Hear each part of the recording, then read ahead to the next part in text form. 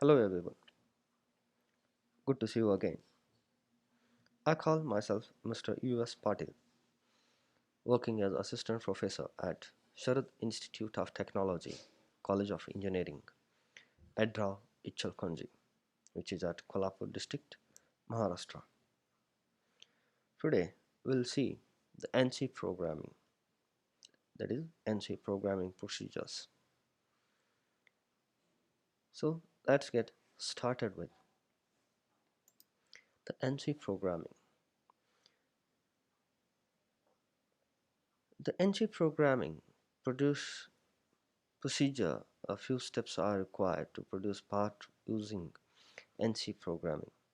If you say in the first step is to produce a process plan for the part using its engineering drawings, and second step is to get an NC programmer to program the part. Using their machining and NC knowledge, the part programmers plan the required tool paths with the proper cutting parameters. The tool path is the path that the cutting tool must follow from its home or where it has been kept, or it is called park, from that position to machine the part and back to the home position. The path is usually repeated more than once. You can say each time is called pass, means go and pro, to finish the path. Each pass the tool is fed further into stock to eliminate more material and eventually change the stock into the finished part. Once the path is planned, the NC programmers utilize their NC knowledge to generate the details of path. This includes calculating the x, y and z coordinates of the necessary points of the path. Writing the NC program using the syntax of one of the programming languages such as APT apt, compact 2 as we have seen before, etc. Varying the generated toolpath, post-processing the program and finally using the program to produce the actual path.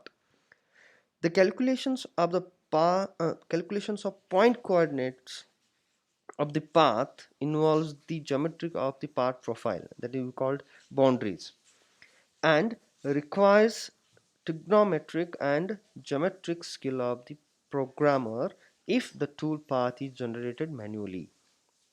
Yes, the programming language such as APT are considered high level languages. They provide the programmers with geometric statements that utilize the calculated coordinates and machining statements that control the motion of the cutting tool as well as the cutting conditions. The NC controllers are usually designed to accept low level languages utilizing G code and M code, as we have gone through. Therefore, the APT programs are usually post processed to generate the low level programs. Before using the NC program in the production, it is usually necessary to verify it for possible programming mistakes. Therefore, the tool path is either plotted or displayed on the monitor to check visually. Once you verified the NC program is ready for use to produce the part, then only. If NC programming is used in an integrated CAD/CAM environment, the tool path generation, verification, and post processing is performed by NC package, which is part of the overall software. So utilizing the CAD database with all its geometrical information, the required coordinates to define the path are automatically evaluated. The NC software usually provides programmers with tool libraries that they can use to define various tools with the proper tool geometric parameters. If you say, for example, the programmer can define a drill or a cutting mill. Once a tool is defined, a tool path can be generated using the defined tool and the part geometry. When the tool path is generated, it can be verified on the graphics display. This usually involves the display of an animation sequence that shows the tool moving along with the generated path, which is superimposed on the part geometry. And colors and shade images are usually used to enhance the visualization process as well. If mistakes are spotted, the tool path can be modified accordingly and re- re-verified. Once accepted, time and cost estimation can be calculated. If in addition, the NC package can generate the APT program automatically from the toolpath information stored in the part database. Finally, the NC package can post-process the APT program to translate it to the proper format, that is G and M codes that particular NC controller requires. Right. So if you see a basic NC programming, if you see that the NC programming is a quite different from high level programming language. We are accustomed to such as Fortran, Pascal or C, the etc. This is attributed to that fact that NC programming deals with and control machine tools with all their related components such as machine table and coolant system, cutting tools, jigs and fixtures, workpieces for etc. Of course, NC programming language have semantics and syntax to follow. Before we discuss the detail of syntax of some of these language, we shall know some of the concept of the basics typically employed in the writing NC programming. That is, we can say that machine tool coordinate system. Most of the existing machine tools uses s- Cartesian coordinate system. The origin and orientation of these systems are usually provided by the manufacturers, which the machines documentations. Typically, the z-axis is always the tool axis. It is important for the NC programmers to ensure that the orientation of the coordinate system where the tool path is described geometrically is identical to that of the machine tool that will read and execute the corresponding NC program. If the tool path is generated from a CAD database, the MCS or a chosen WCS must be of an identical orientation to that of the machine tool. If you see this mathematical of tool paths, in order for the cutting tool process or procedure, the required finished path must guide it properly. This is especially important when different machinable surface meet or intersects. The transitional points must be calculated properly. This figure shows an example for that. If programming is done manually, if program is manually, the programmer must calculate the location of delta x and delta y of the center at the intersecting edge of the two surfaces A and B, isn't it? The calculation of delta x and delta y for various cases required various mathematical backgrounds including trigonometry, angular relationships, analytical geometry and cutter geometry. The actually the many common cases for delta x and delta y have been calculated and tabulated for use of NC programmers. If the tool path is generated from a CAD database, most of these calculations have been incorporated into the NC software and the performs without user intervention. Yes. So if you see again basic NC programming, that machining forces, it is the responsibility of the part programmers.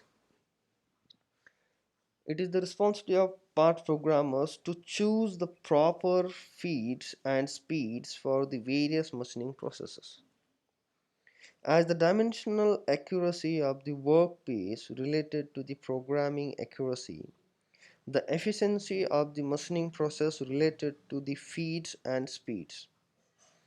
The feeds and speeds control the surface finish of the resulting parts. They also control the machining forces that impact the cutting tool during machining. Higher feeds and speeds result in a rough finish of the part surface and in excessive machining force that may result in damaging the tool bit or breaking the cutting tool. There are two common types of materials for cutting tools. There are two types of common material for cutting tools, that is high speed steel, that is called HSS, and carbide. The carbide tool bits usually stand higher machining forces than HSS tool. Thus, they can stand higher feeds and speeds. However, they are more expensive. There are formulas and tables that help the programmer calculate and or choose the cutting speed of the cutting tool. The rate of the manual and the horsepower for each machining process, that is for example drilling, milling or turning, etc. The most important consideration in the selection of the feeds and speeds is available horsepower of the machine tool. The average unit power is usually used to express the power required for drilling, milling or turning. The average unit power is defined as the power required to remove 1 cube inch of metal in the 1 minute. This is what a machining force is called. If you see cutter programming, there are two methods to generate and program a tool path. The first method, we can say, or less common now, that is called the cutter center programming or programming the tool. It considers the actual diameter of the cutter during the tool path generation. In this method, the program guides the cutter around the part counter. The cutter will have to follow the path at a set distance away from the path. At each point on path corresponding to the cutter radius. This method is error prone and the resulting program is valid for the only one cutter diameter. The second method is or this is very more popular, is used with NC machine tool that have advanced cutter compensation features. This method is called zero radius programming or programming the path. In this method, the program still guide the zero radius cutter around the pan counter by specifying that a tool offset equals the cutter diameter. The machine tool components for the diameter during execution of the program by using a proper tool offset or the cutter radius in this case. If you see that here, you can say that cutter radius in this case, and this method of the programming is easier than the above one, that is we have discussed before. It is also more flexible. It allows the use of cutter different diameters. So regardless of the method used programs the cutter, a program uses some or all of the principle of the programming following. These are the principles of that the first one is absolute programming. In this method or in this mode of programming, an origin for each axis of motion of the machine tool has to be selected prior to starting the program. The intersection of x, y and z axis of motion defines the machine origin, which must be coincident with the path programming origin. Once the origin is selected, all locations are defined with respect to its origin, and all motions have to be started with respect to the origin. If you see next one, the incremental programming. Unlike absolute programming, it is not necessary to select an origin in incremental programming. Thus, motion are described in increments from a given position. The distinct advantage of incremental programming is that the programmed motion matches directly the actual motion of the tool, as both occur from the last position of cutter. Here, rapid positioning. In PTP machining, rapid positioning of the programmed machines slides to a required location is desired to increase the machine productivity. Such motion is useful in drilling and boring when the tool is approaching the path or moving between holes. The tool or the machine table always travel at the highest machine speed. For example, if you say 10 inch per second, it should be motioned here that regardless of the actual element of the machine that provides the motion, it is always the tool that moves relative to the path in the any NC program. If you see a linear interpolation, this feature is programmed using a certain programming code. It produces a straight line motion by allowing the corresponding machine slides to move at different speeds independent of each other. And if you see the circular interpolation, to achieve this motion, relative position and the velocities of two machine slides are initiated and machined on the constantly changing basis, but starting and stopping at the same time. A special code is used in the NC program is to indicate circular interpolation. Both linear and circular interpolations are used to guide the tool along linear and circular path respectively. Next one, if you see canned cycles, these can be defined as a standard subordinates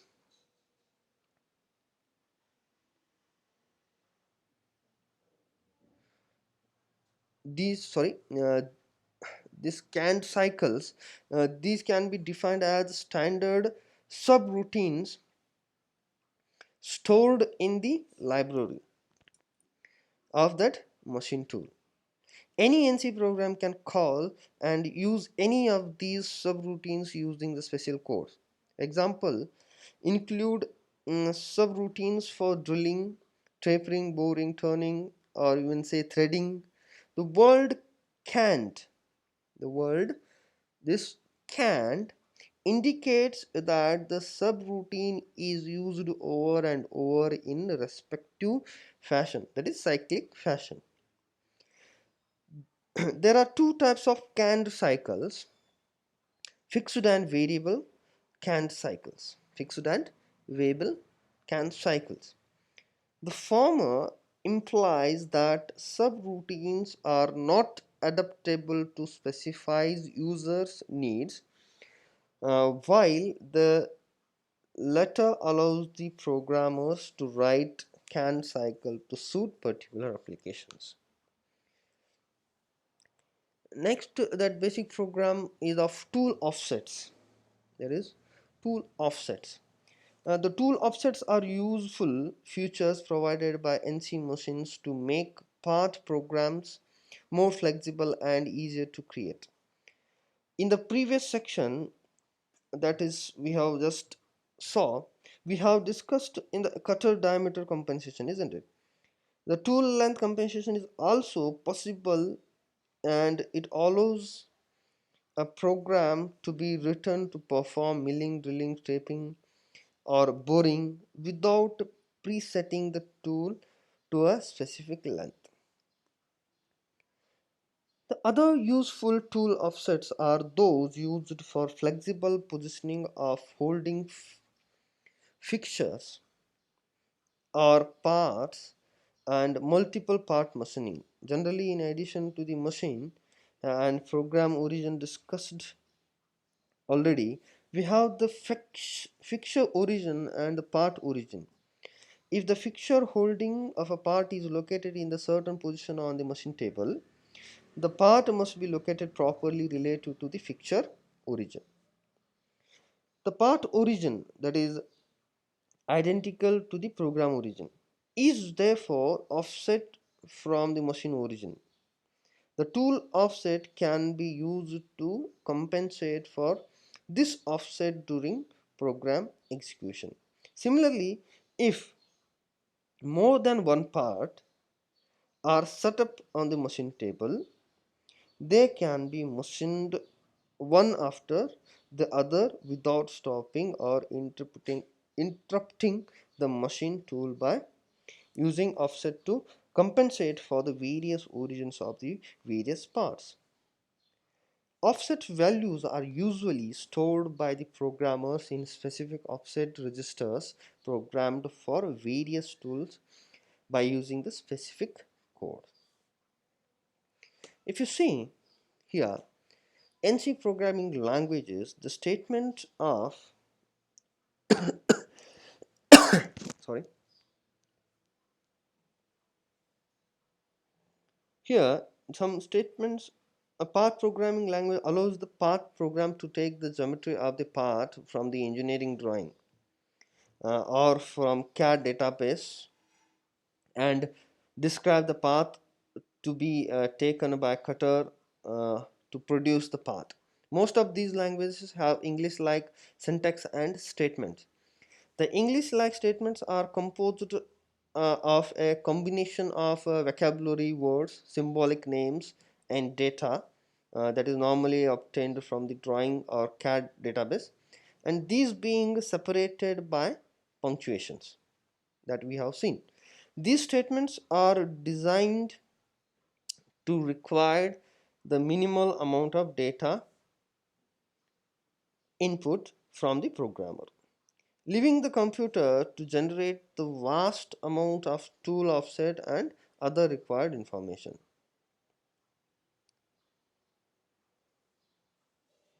The statement of the part programming language can be divided in 8 groups or 8 types. That is language feature. First one is language feature. These features are similar to those found in programming language such as Fortran or C program. Path programs can define variable, that is symbolic in names, can define variable and subscripted scalar variables and geometric entities in the part programming. If you see geometrical statements, these statements follow the same description of curves and surface covered we have seen. The analytic representation of point, line, conics, planes, or quadratic, or etc. Z surface representation for coordinate assignments. If you say you can use it for synthetic surfaces as well, and nesting statements are available. In a CAD environment, geometric information required for these statements are generated interactively when the user digitizes the surface to be machined when using NC software. A geometric statement must produce or precedes the motion statements in the part programming. If you see a tool statement, the tool shape, that is geometry of the tool axis orientation and tool path tolerance can be defined via these statements, right? Tool shapes are usually stored in a tool library mentioned by NC software or maintained by NC software. A user can choose a specific tool and entire specific value for the tool variables, or user can define a new tool and add it to the library as well. And if you see the motion statements, these statements guide the tool in its motion. They provide information for types of machining, that is PTP or continuous path, the direction of cutting, speed and feed rate, etc. And arithmetic statements as the Fortran or addition, subtraction, etc., as well as functions are available here, that is square root, sines, etc. So in repetitive programming, statements that provides looping, branches, coordinate copying and coordinate transformation are provided. Moreover, micro facilities enable program to deal with respective programming more effectively here. If you see output facilities, a part programming forms what is called the CL data. The CL meaning cutter location. CL meaning is cutter location. The CL data is stored in a file called CL file. A common cutter printout of this file is known as CL print all. CL print all. The CL file is usually stored in ASC2 format. In an attempt to reduce the file size and speed its post-processing, the part program can be stored in a library format. In this case, the file is known as BCL file, with the B meaning binary, with a B, that capital B means B meaning binary. Other output facility includes listing the path programming with syntax error diagnostics. This is what output facility. And then post-process statements are the CL file or BCL file is written in the programming language syntax. This syntax is a high level from which the machine tool controls or controller is incapable of reading and interpreting. Therefore, the CL file must be post processed via post processor. Post processor are hardware dependent, and processor post processor is written for a specific controller and machine combination. It converts the CL file data into instructions and code that the controller can be accept. Many controller accepts G codes and M codes, which describes types of movements of the machine tool, as well as F codes, which describes feed rate. These codes can be considered as low-level programming machine languages. The interested readers can find uh,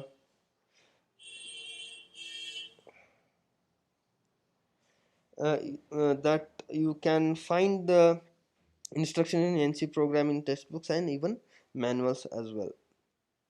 And this is what we have gone through some uh, basic NC programming procedures. Thank you. We'll see in the next video, the next topic. Thank you one and all.